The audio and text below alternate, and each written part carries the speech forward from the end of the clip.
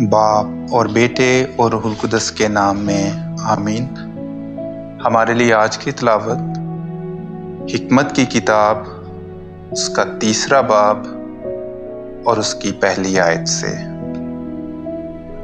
پر راست کاروں کی روحیں خدا کے ہاتھ میں ہیں اور عذاب انہیں نہ چھوئے گا۔ جاہلوں کی نگاہ میں وہ گویا مر گئے اور ان کا انتقال بدبختی سمجھا گیا اور کہ ان کا ہم سے چلا جانا ہلاکت کی طرح تھا۔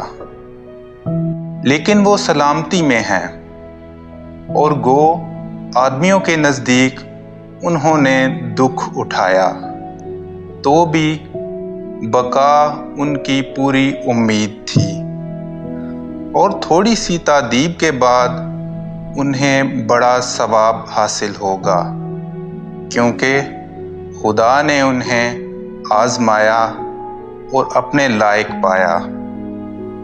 اس نے انہیں سونے کی طرح بھٹی میں تایا اور انہیں سوختنی قربانی کی مانند قبول کیا، اور ان کے امتحان کے وقت وہ بھوسے میں چنگاریوں کی مانند دوڑ دوڑ کر چمکیں گے، اور وہ قوموں کی عدالت کریں گے اور امتوں پر حکمران ہوں گے، اور خداوند ابد تک ان پر مسلط ہوگا۔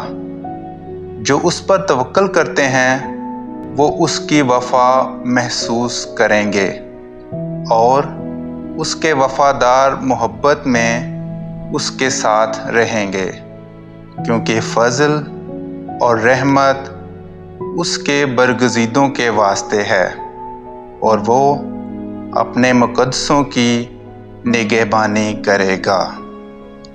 کلام اقدس کا پڑھا اور سنا جانا ہم سب کے لیے باعث برکت ہو۔